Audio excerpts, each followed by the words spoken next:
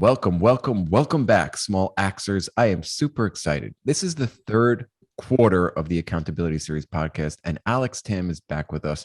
I cannot wait to catch him up to you guys to have him explain what he's been working on.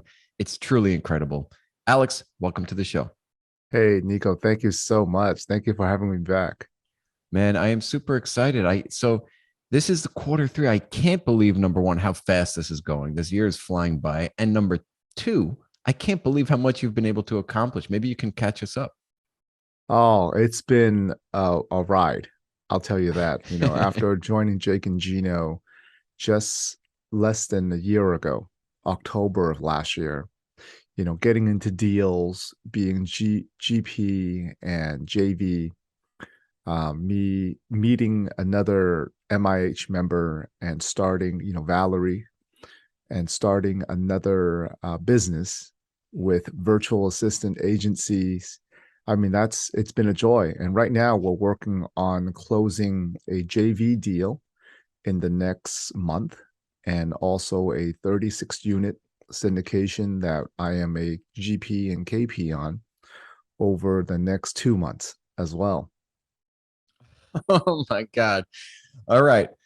This is phenomenal. So you have a business now, another business, because you have Another multiple business. businesses, Mm-hmm. and you have multiple properties. I don't know where to start. I guess let's talk about the JV, which is a Yeah. Yeah. So the most recent JV is a 12 unit in Lincoln, Nebraska.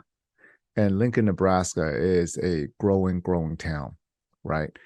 And we were fortunate enough to meet Wyatt Simon, a Jake and Gino member, also an MIH member.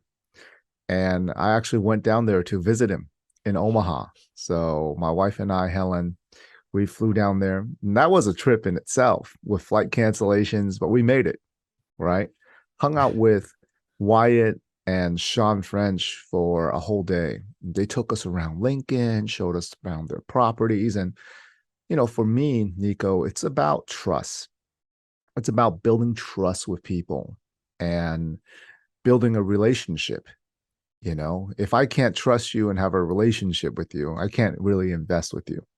That's really my model, right? People talk about deals all the time. Where do you invest? What market do you invest? I think about who do I invest with?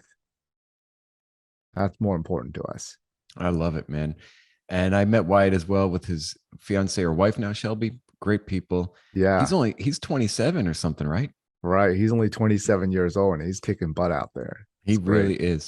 really is kicking butt. Awesome. Okay, so did that close yet? That's going to close within the next month.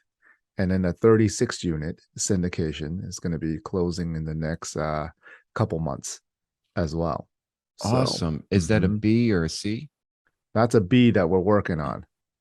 Yeah. Congratulations. So explain a little bit about what the KP role is, because so we need a lot of different roles when we put together a syndication. One of them is KP, or it could be multiple people taking that role. But what is the KP specifically? Yeah. One of the KP roles is they call it the key principle, right?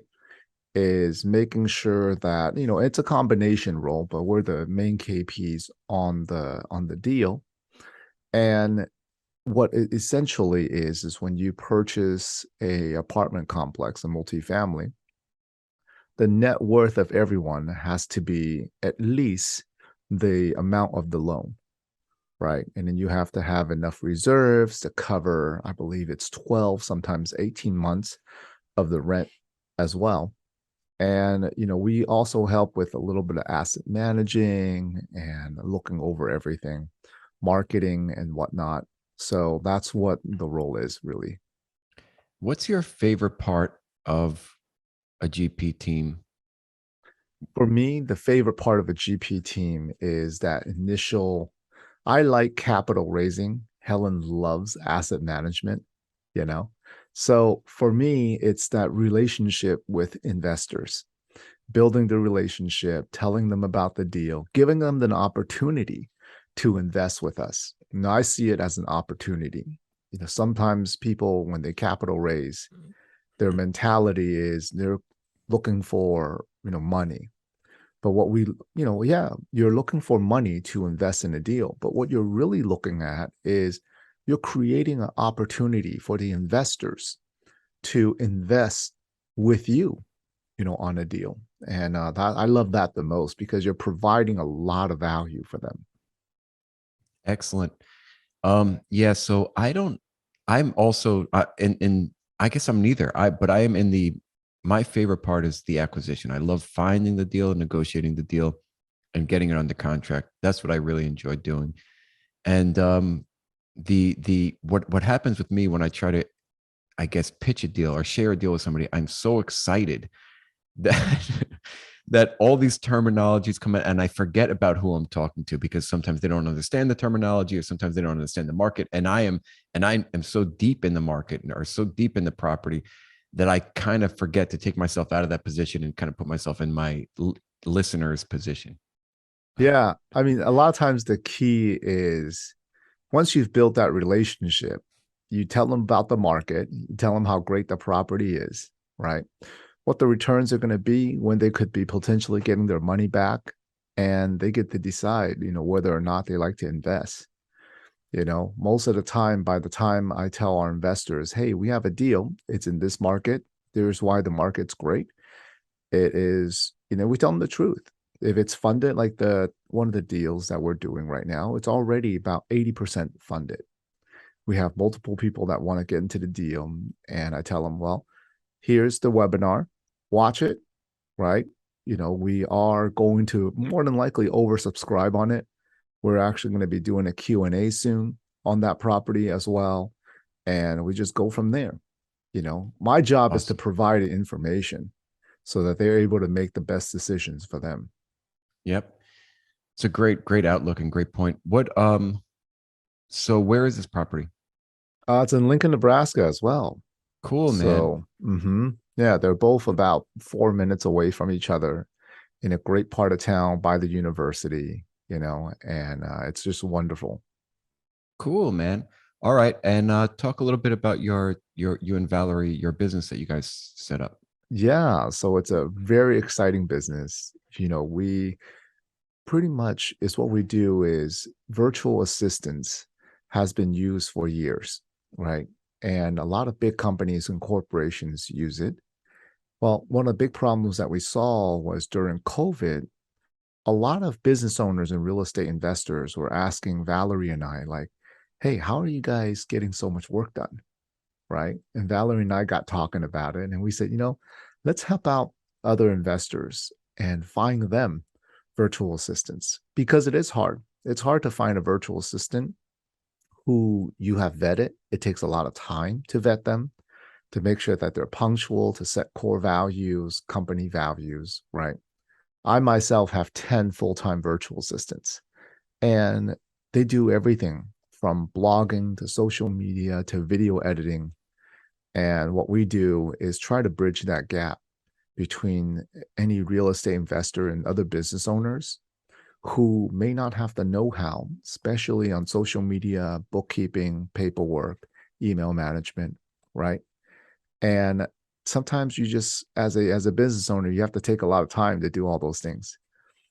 Spend instead of spending time with, like, I see your beautiful daughter back there, instead of spending time with her on weekends, Mm-hmm. some people are, trying to figure out the videos and edit podcasts.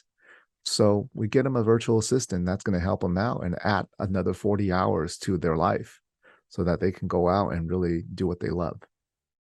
I think it's a phenomenal way to run our personal lives as consumers of this business that you and Valerie put out. To think about it, I mean, it goes back to the who, not how, right? We're all capable of learning something and being, I guess, competent in an area like, let's say, email marketing or social media marketing or whatever it is. But at what point does it become a waste of our precious time, right? And there are people out there that at an affordable price, right, that will do this better than we can do it, and that frees us up to do the things that we really should be focusing on. Yeah, especially with the staff shortage that we're dealing with here in the US, whether it's people not wanting to work or not enough people working, right? For the price that you're paying in the US, you paid about a third of the price. And with a virtual assistant, that is out of the country, but they could do everything that the ones here in the US do, Hmm. from anything on the computer to anything on the phone. So it's really a great way to leverage your time. I agree. And it's like you can build an enterprise, right? You can build a group of people that are working for you, an actual company at a fraction of the price. And some people say, well, we need to keep it here in America, but we also need to help people around the world. And by hiring somebody, even though it's a lower price point, you are really truly helping them out in their home country. Yeah, you're completely changing their lives. All of our staff members and virtual assistants they feel so blessed, right? On top of the 10 that we have another 20 that are going out to other clients. So, and we're onboarding about 2 to 4 clients every single week. So we're really, really excited about that. That's amazing, man. And what's the process like, I guess, for onboarding people like me?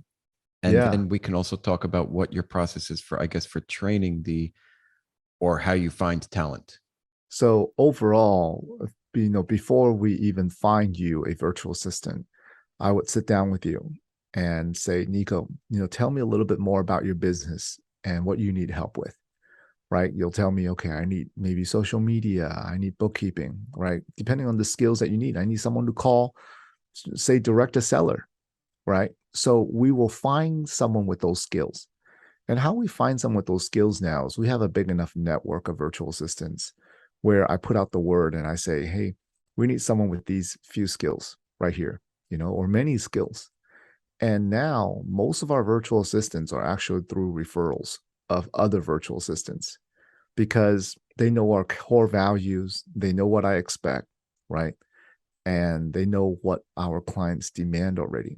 So the referrals that we get are going to be phenomenal because it's from our own people, you know? And that's from there, from that point on, I will then, after finding the right virtual assistant for you, introduce them to you. And they will come with certain foundational skills. And after I introduce them to you and see if they feel like they're the right ones, then you have to take some time to train them. They Mhm. have the skills. Like say for someone who needs bookkeeping, for example, right? They might have used other bookkeeping softwares, but they might not know exactly how you do it.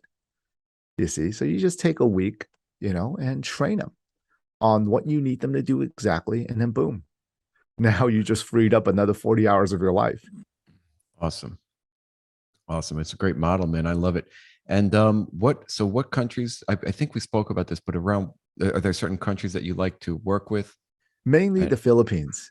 The reason why we love the Philippines is because English is one of their core languages there.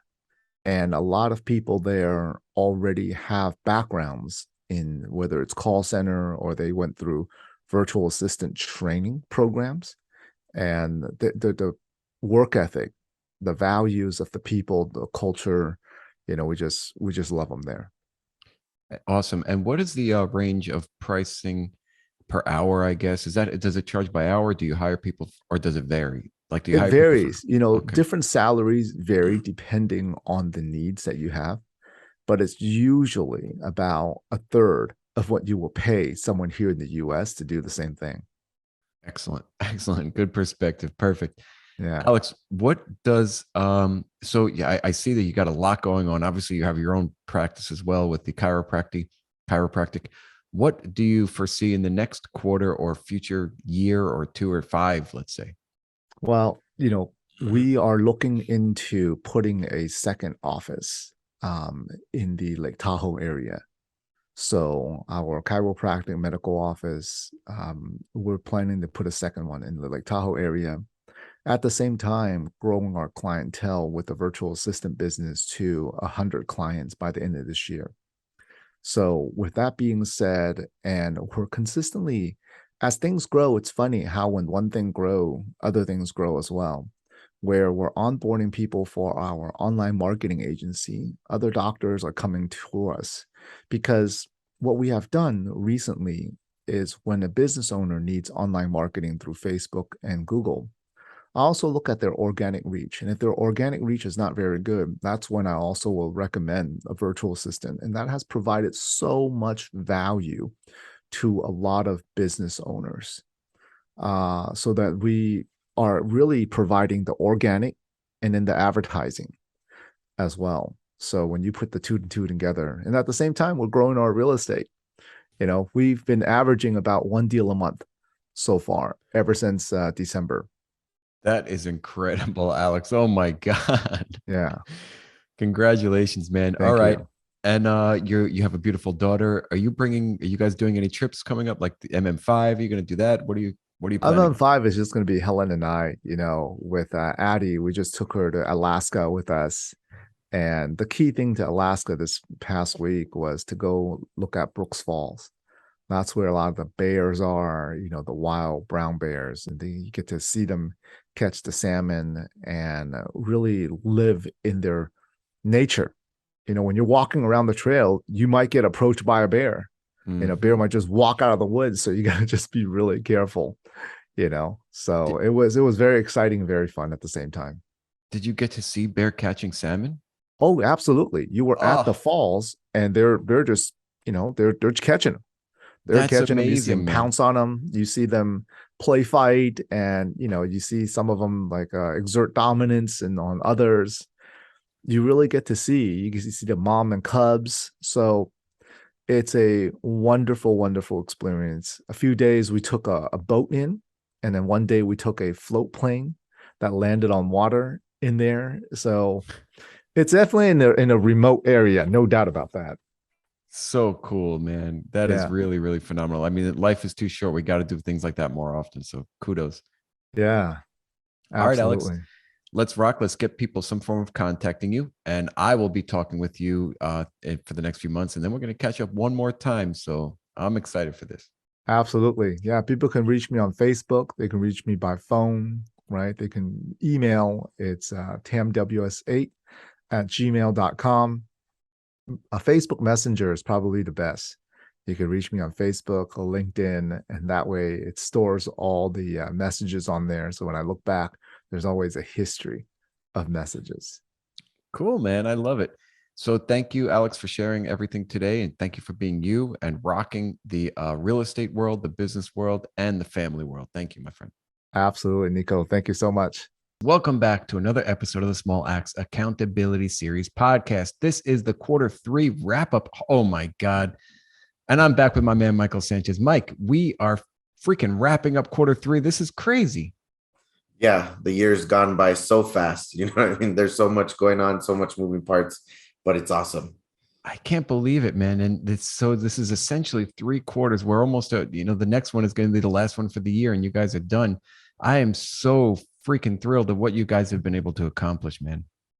Well, thank you, man. It's been one hell of a ride, right? Me and my wife are up over our heads, learning everything as we go at light speed, but it's been amazing. I mean, the growth has been outstanding, just all I'll, across the board. I'll tell you what, in 5 years, we're going to look back and be like, this is funny, man. We went through some crazy times and made it. Yeah, I think so. I think you're right. All right. So catch us up. What has been going on? All right. Last time, I think we were talking a lot about our multifamily project that we're doing the adaptive reuse. So we are moving full speed ahead. We've decided to go turn 4 of those into short-term rentals, which more like we're going after the corporate rental side, and then keep 3 as long-term rentals. And but there's just so much market around us for that. There's so much market around us for that right now that we decided we should go after the corporate rentals and see how it goes. So we're doing all the fully furnished stuff, right? My whole house is full of couches and mattresses and just kitchen stuff and everything for the 4 units right now. So we got that. And then on the office space that we're talking about, we're in the middle of a refi right now on that to get our money back out of that project. So that was a quick turnaround for us, which was really awesome. Cool, man. And just remind us what the project is. Is it like 12 units or something? It's Plus us? 7,000 square feet, which was all office space, which is going to be 7 units right now, 2-bedroom, 2-bath. And so on those ones, yeah, like real high end, the rates keep going up in that area of the market. So, I mean, we're looking at anywhere from 2,650 to 2,250 for the long-term rentals, and then somewhere over around 3,400 a unit for the short term. Wow, man, that's awesome. And then the office space stuff is, you said you're going to go with a corporate leases? No, that's on the office space. We're completely, that's not corporate leases. That's just a bunch of individual entrepreneurs pretty much that just have small 10 by 12 boxes, and they're all individual. But for the corporate leases, we're talking about for the multifamily portion, actually. We have Okay. Netflix all over the area, and they need housing for all of their people. And I mean, they're just releasing film after TV show after whatever they're doing. They have so much going on here in Albuquerque that they need housing. So we actually have another meeting set up with one of their people on Wednesday to come look at our project, see how it's going, and give us some numbers and just kind of go over everything, the way their contracts work and stuff like that. How'd you find them, man? They're everywhere over here. But luckily we had some contacts that have used this person before. She kind of specializes in finding housing for their people. So Netflix reaches out to her a lot. I have a cousin who's a realtor that has like 5 houses with them right now. So, we're kind of using different connections and getting the meeting so they could tell us, a little bit, get us a little bit more experience in that avenue and tell us the nuances of it, exactly what we need. Because for those, you do have to go a little bit higher end, right? You can't have standard furniture. You can't have your Amazon package right off the shelf. You got to be a little bit more decked out to get the rates that they're talking about. Interesting. And how long do those tenants typically stay there for? They're all over the board. They go from anywhere from, we're gonna require 3 months at least, but we've seen anywhere from 3 months all the way from 1 month all the way up to about 14, 15 months at a time that they'll lease out. And it just depends on the project they're working, right? Like some of them are small shorts. So they just need a director to have a space for, a month that he's working here, or they're just filming in Albuquerque for a short time. Other ones are, if we get lucky, right, we land a TV show that runs for 5 seasons or something, and everybody's staying here for a long time. But you have to be real flexible on that and kind of count on how much activity is going on here and turning over to different people over and over again. But the rates, we have to check it out, especially in this area that we're in. There's a real high demand for it. So, take what the defense gives you, go after it. And if it works, we'll be killing it. Awesome, man. And what was the like, when did the corporate, was that always a plan, the corporate leases, or were you just going to do it? Was always stuff? like the cherry on top. We knew the location was good for it. We underwrote for long-term rentals and the rates that we would get on that. And then the corporate rentals was always kind of in the back of our mind. And the more we've researched it, the more that we felt that we could do it. And why have any limiting beliefs, shoot for the sky and go for it. And also I think something with that would be the interest rates, right? We're planning on refining out right away. This was going to be a fast project refi out so that we could get our money back. But with the interest rates going up, we might have to delay that a little bit longer and wait to get our money out till the interest rates are a little bit better. And, in a couple of years or something like that, we have really good long-term debt in place for our bridge debt. It turns into long-term debt. So there's no reason to refi. If we get higher rents now, a little bit more cash flow, it'll help with our lifestyle a little bit more, just our personal stuff, that we have more cash flow coming in. So now it's kind of looking at making this property our cash cow so that we don't have to worry about personal expenses anymore, right? When we finish, the income coming in from this should be able to set us apart, and then we'll be able to invest everything else in the business and not be worried about, mortgage payments on our house, stuff like that.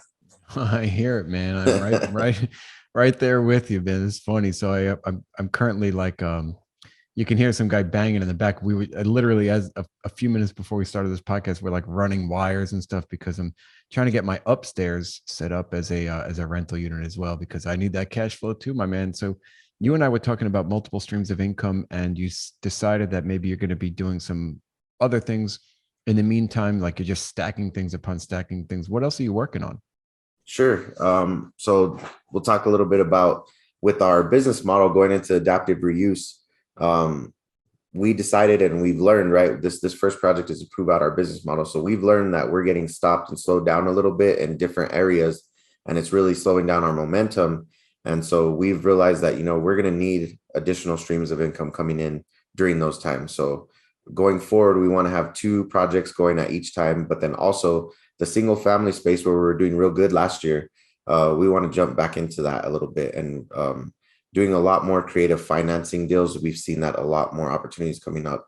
And especially with the interest rates going up, nobody being able to buy houses, prices going down. I mean, there's a lot of stuff there for the taking. And, we're already experienced in that field, and there's no reason not to tap back into it. So we'll be looking at some wholesale stuff on the side. We're not really trying to do too much wholesale, but a lot of Airbnbs and just long-term rentals, because we feel like there's a lot of properties that we could get for pretty much no to little money down using some creative financing. So we don't want to turn our back on that. We're just trying to build our systems out so we're not stretched too thin. So we're building out systems on the multifamily, property management, and then on the single family side, and using our VA a lot for that stuff. It's just, we're going to keep growing, don't slow down. And we want to be more diversified all over the place. So Awesome, man. I love it. And how are you sourcing those single families? the single families right now, we're going to be going after things that are on the MLS, actually, primarily. We feel that there's going to be a lot of seller financing opportunities coming up because of the interest rates. There's going to be a lot of houses, higher end houses is actually what we're going to be targeting. Higher end houses are not going to be selling as quickly because of interest rates, especially next week. They're going to go up again. And right after that, we feel that we have a really good pitch and a really good niche to do some creative financing with those sellers. We've been studying a lot of Pace Morby. He's actually going to be out at MM5, which is awesome. But he has some really cool strategies to go after to take things down. So Cool, man. And are you still using like your contracting company to do is it going to be fix and flips, or are you going to fix them in long-term hold, you said, and with like Airbnb, is that the scenario?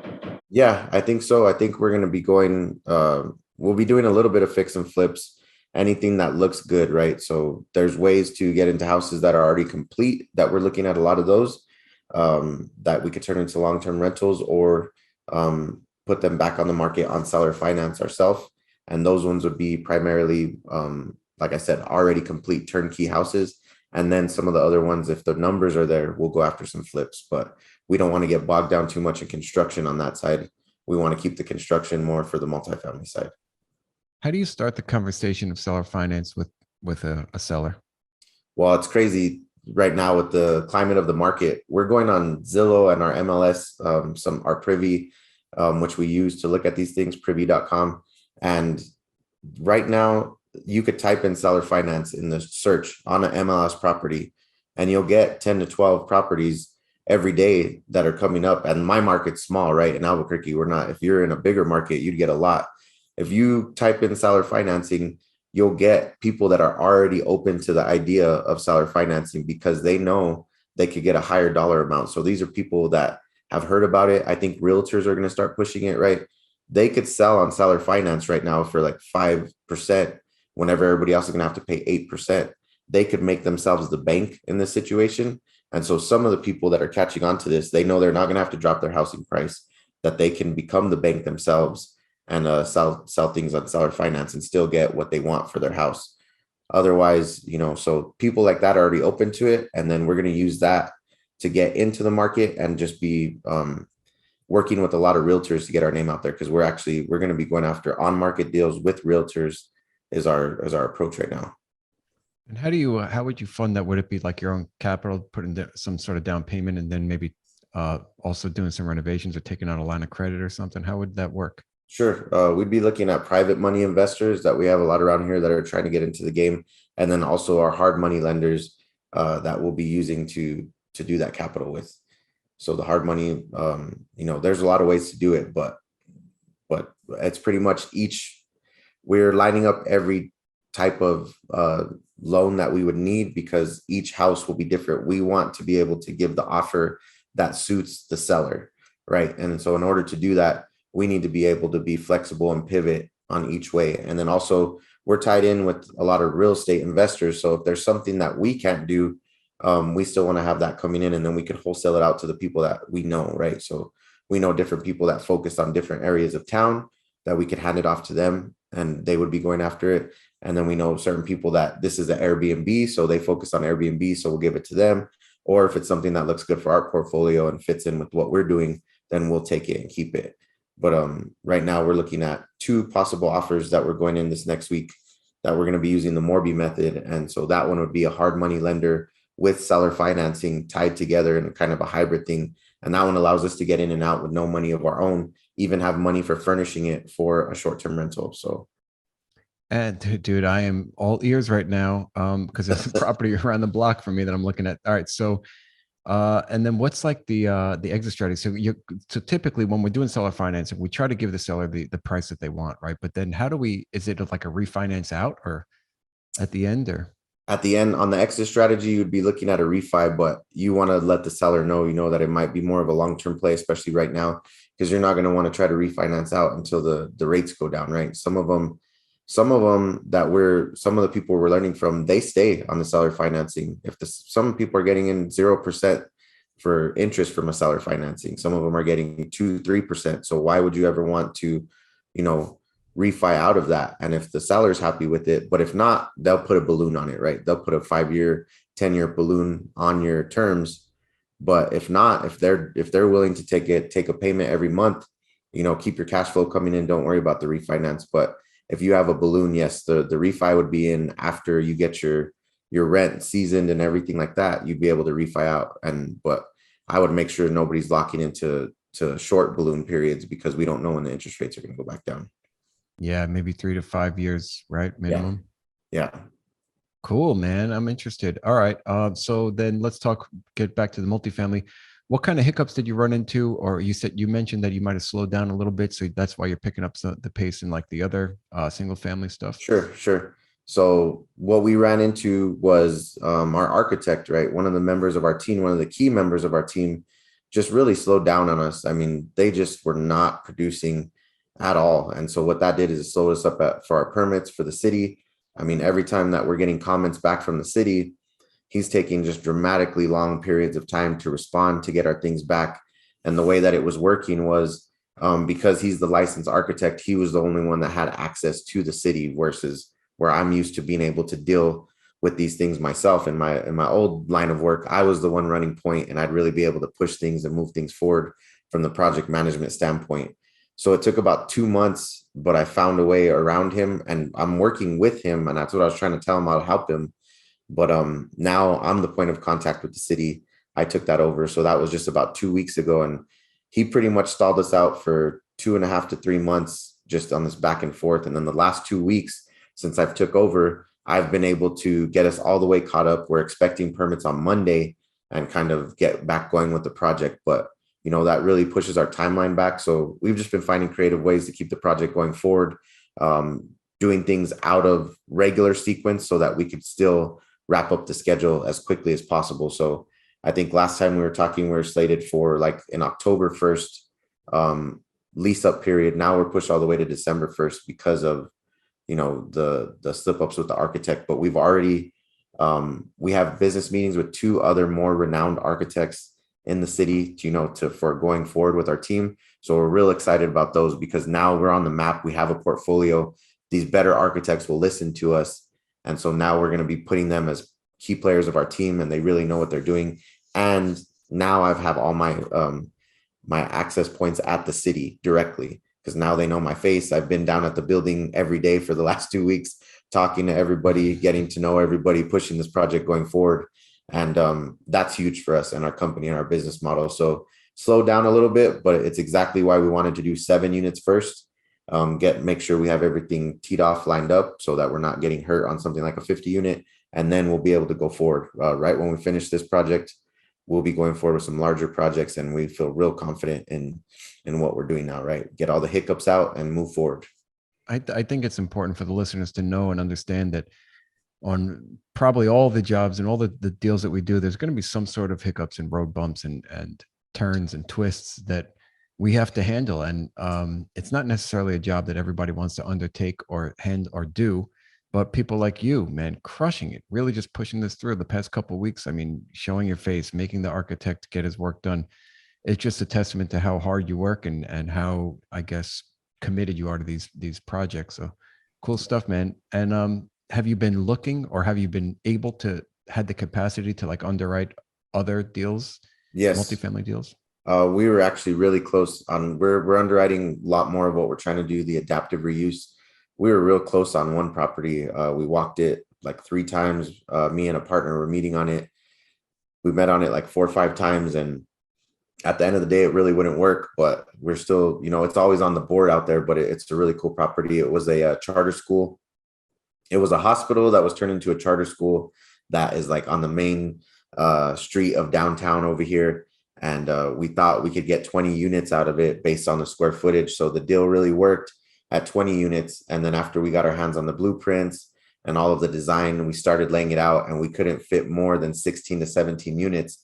And we went back and forth trying to fit those, because based on the square footage, it should work, right? So that's our preliminary underwriting. We get the square footage, divide it by a number that we think, is a good square footage for that area.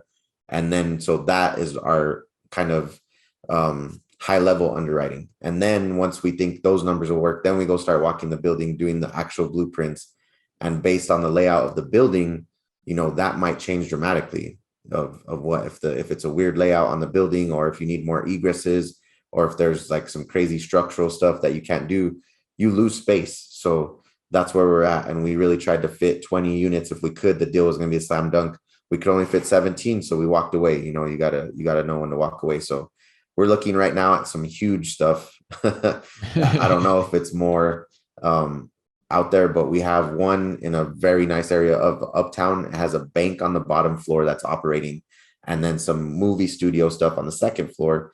And then the top 4 floors are completely vacant. And that one's been for sale for 600 days. And we think it's something that we could do creative financing on. And the location is amazing. And we could turn it into apartments on the upstairs part, right? So we're looking at that. And then we're looking at a whole nother campus here on the west side of Albuquerque. So crazy. It's like 116,000 square feet. And it's like 6 different buildings. But it's been this school that got shut down during COVID as well. That's just sitting there, brand new buildings, and it has 5 separate buildings, like a track field, like a jungle gym, and it could be this really awesome space for multifamily. And these people don't know what to do with it. And that's why we like what we're doing in our space. There's so much opportunity. If you have the vision, there's so much stuff out there, and we could stand out from all the buildings around it are like these cookie cutter apartment buildings.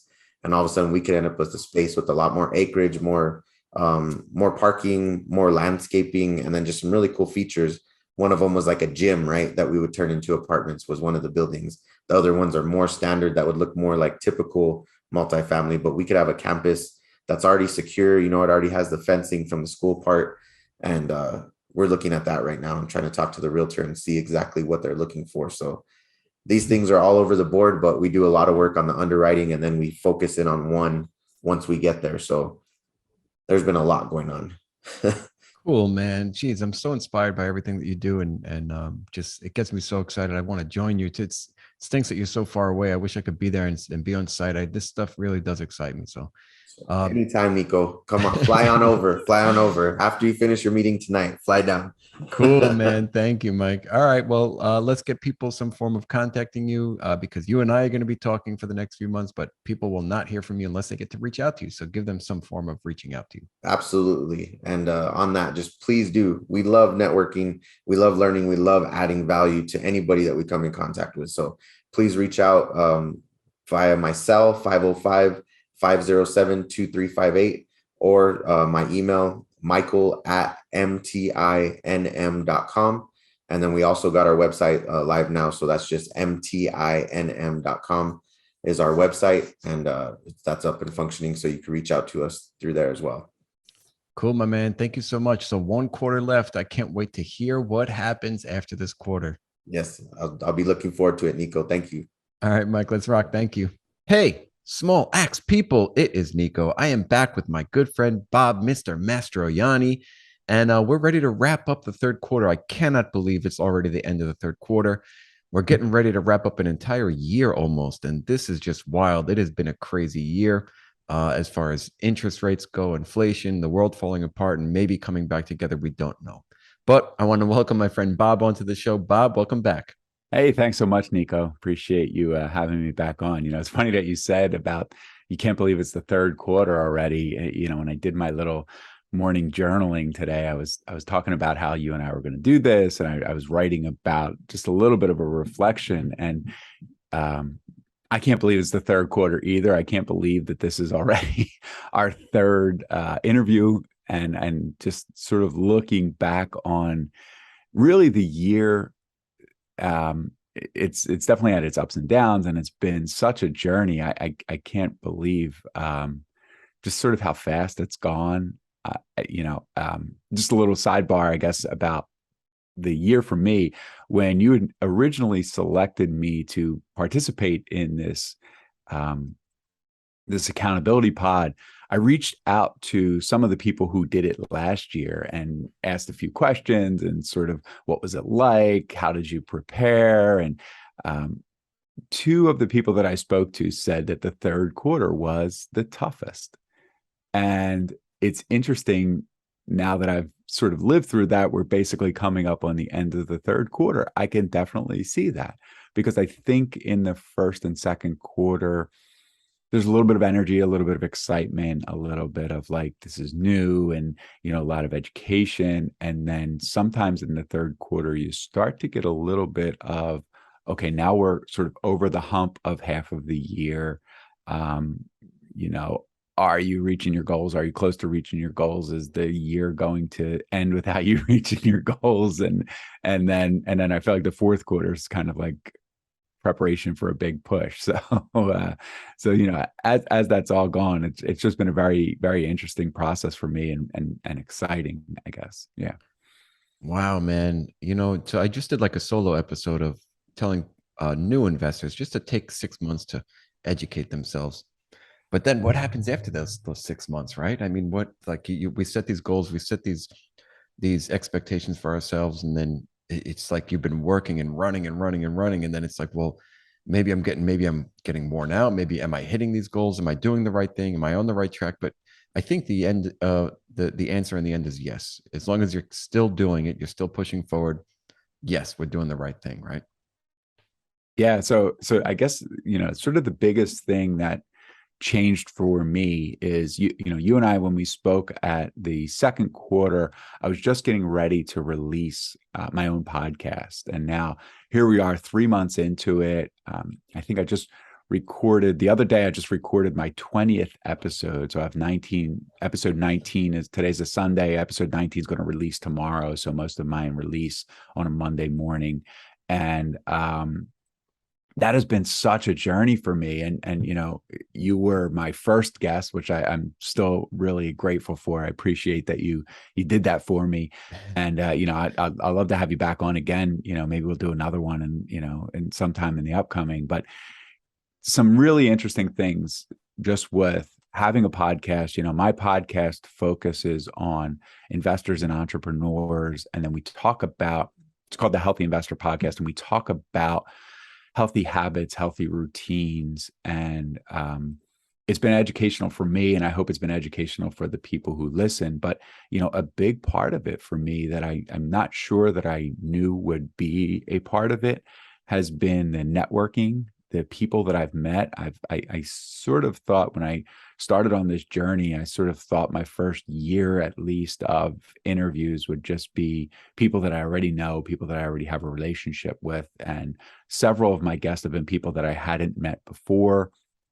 So I'm growing my network, and, I'm learning so much, and I'm learning about what investors are looking for and what they're looking at. So the education in these last 3 months, I think my first episode released on June 20th. So it's just about 4 months now. And it's been a blast. I don't know. It's kind of crazy. And I already have like 4 more interviews lined up, and it's definitely been cool. Awesome, man. 20 episodes. Congratulations. That is huge. And when Kevin Mills from Streamline did that podcast with me, he let us know that people kind of phase themselves out. They don't really stick with it, but people who do stick with it will reap the benefits.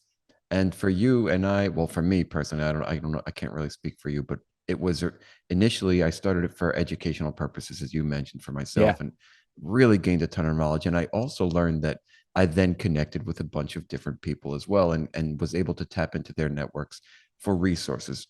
As investors, we're always looking for resources and guidance, or just somebody new to talk to, give a different perspective, or provide some sort of resources. For example, just talking with John Kasman, who I've been on, he was on my podcast twice. I'm going to be on his, and he he pointed me a few times to people that needed capital raisers. He pointed me a few times as a capital raiser. He also pointed capital raisers to me. He also pointed me to deals that needed to Oh, get wow. done. Just so many different, and he's got a coaching program too. So many different ways to just connect with people through the podcast, which I found very helpful. Yeah, yeah. And the other thing that's sort of interesting, and I think, when you say people sort of phase out. So somewhere over the last 4 to 6 weeks, I definitely went through some growing pains with the production company that's helping to produce my podcast. And they sort of got really busy. And then next thing you know, timelines were a bit of an issue. And it really took, for me, it took a little bit of digging deep and being like, am I going to just bail on this? Am I going to bail on go to another company? Am I going to look in that avenue, or are we going to sit down and we're going to figure out, exactly where we need to be? And we're back on track now, and things are working well. And I think we have a bit of an understanding, their time frames changed, and that comes with being busy and with growing more business. And whereas before they were saying to me, 2 to 3 business days to turn around an episode to have it ready, now they're closer to 5 days, which is fine. I just need to know that, and I need to sort of be ahead of that.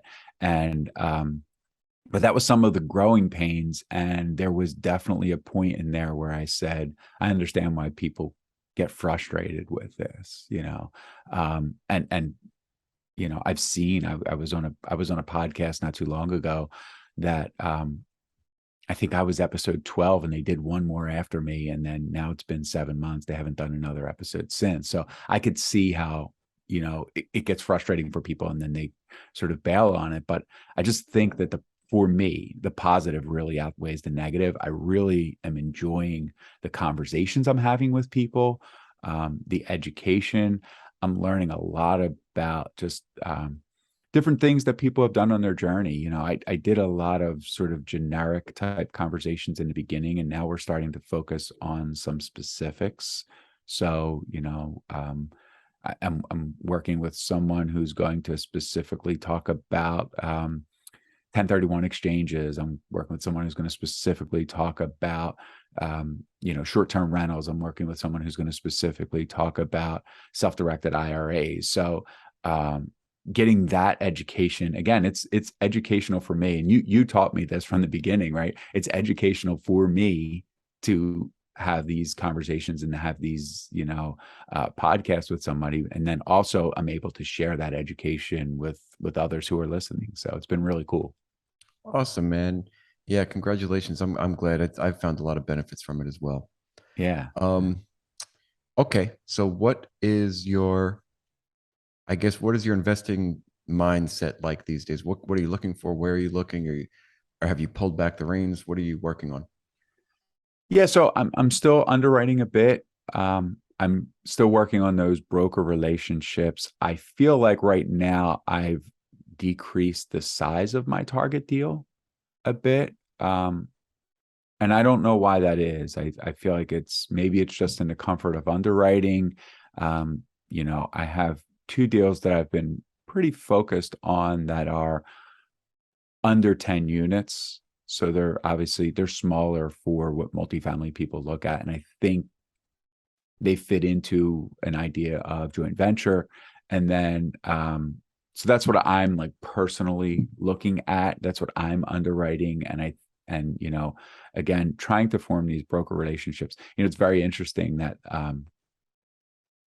getting your foot in the door for the first conversation with these brokers is sometimes not easy, right? Because it's like, in one aspect, you hear people saying, okay, have regular conversations with the broker, have regular conversations with the broker. There've been a couple brokers that I've been trying to just get on one phone call with them. Mm-hmm. And and I know that once the beginning of that relationship starts, but I think it's a little bit of like, for them, who are you? What are you going to do? Are you, they probably already have a decent sized Rolodex, but right now they have properties that I really am interested in looking at. So, I guess others are feeling that way too. But yeah, that's been big of what I'm looking at. And then another thing that I'm also looking at is some LP opportunities, potential LP opportunities. Had some really good conversations with two different companies about, self-directed IRAs to potentially move 401k money into IRA so that I can invest it in some LP opportunities. So I guess my focus and target is sort of two different directions. One is that looking at a few potential opportunities where I could become an LP, potentially even have a little bit of GP partnership and learn more about syndication by being involved in syndication. And then the other arrow is sort of pointed at these, what I'm calling smaller, sort of under 15 unit properties where I could potentially JV. I have a couple people who have mentioned that they would be interested in JV partnerships for certain size opportunities. So if I could find what fits my criteria and also what obviously would fit their criteria, then those are two directions that I'm looking right now. Yeah. Awesome. I cannot count or tell people how many times I changed my criteria from like 5 units to 150 units, back to 40 units, then to 5 units, then to 12 units. At this point, I am pretty safe saying that I'm focusing on like 20 to 60-ish units. Yeah. After 3 years, I'm coming up on 3 years in November. So yeah, well, I think one of the things that you've done really well is surround yourself with the right people. And I know you've spent a lot of time creating your power team, right? And I think that becomes more clear about what your focus is going to be and where you're going to be, right? If you're looking at an opportunity with several other people, you're not going to look at an 8-unit opportunity quite as much as you may look at a larger opportunity. And I know you have a really good team around you that you've been working with, and that's something that I'm still in the beginning stages of, right? You're 2.5 years ahead of me. So that's kind of where, and I agree that it does change. And what I really try not to do is the shiny object syndrome of like,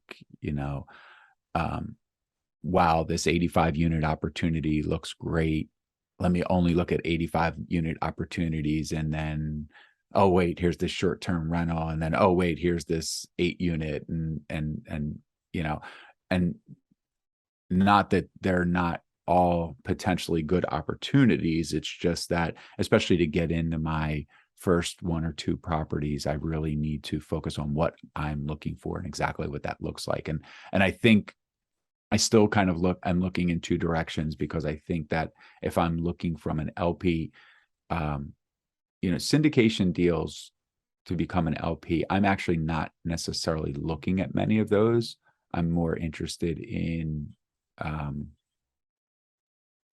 someone else finds it, I guess, and sort of brings the opportunity to me. So I have a couple of those that I've been interested in. And then my actual conversations with brokers and actual properties that I'm underwriting every day are more fall in line for joint venture opportunities. Cool, man.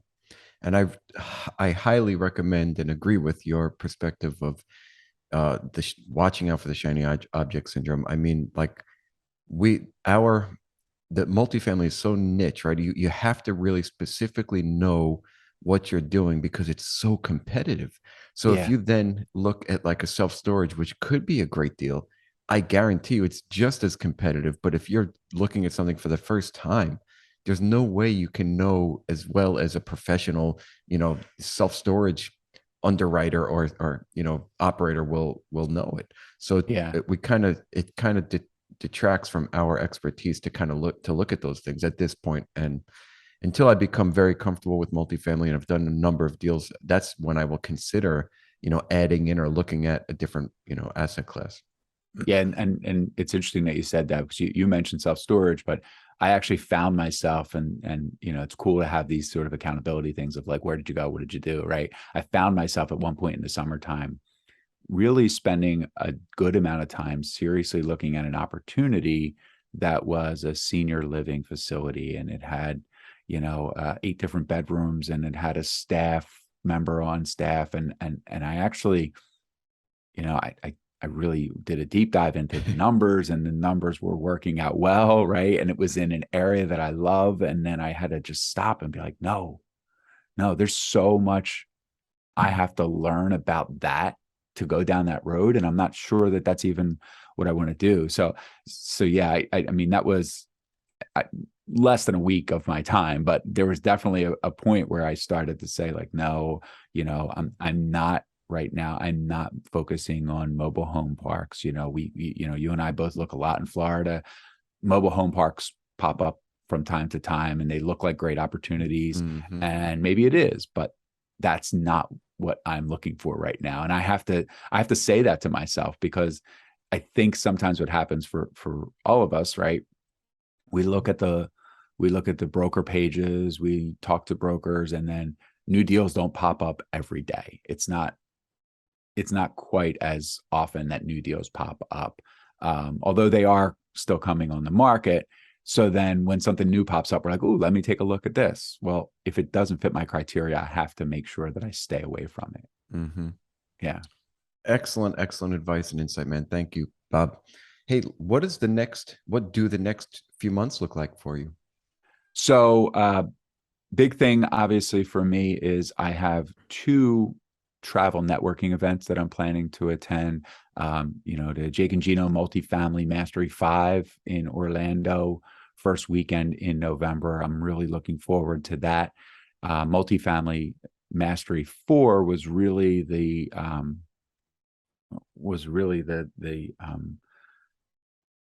thing that pushed me into this direction and that began my journey. So that's when I joined the Jake and Gino community. That's when I made a lot of networking connections and sort of committed personally that I was going to head down this road.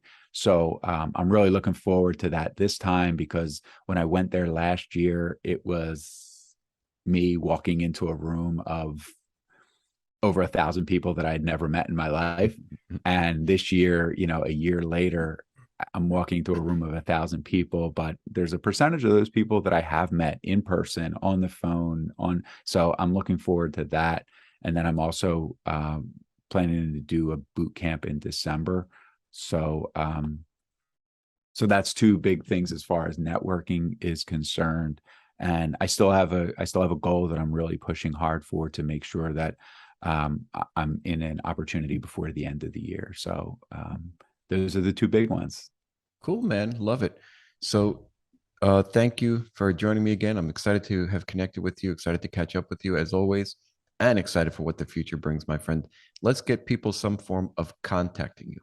Yeah. So there's 2 ways. I mean, one is I have my podcast, the Healthy Investor Podcast. I would love if you check it out. You definitely can hear an interview with Nico and I and several others, where we talk about, investors and entrepreneurs and their journey to success, and how they and some of the routines and habits that they utilize to help with their growth. And then you can just reach me directly via email. Best way to reach me is Bob Mastro1. So it's BOBMASTRO and the number 1 @gmail.com. That's probably the easiest way to connect with me. Bob, you are the coolest, man. Thank you so much for a wonderful conversation. Let's continue. Awesome, Nico. Thank you.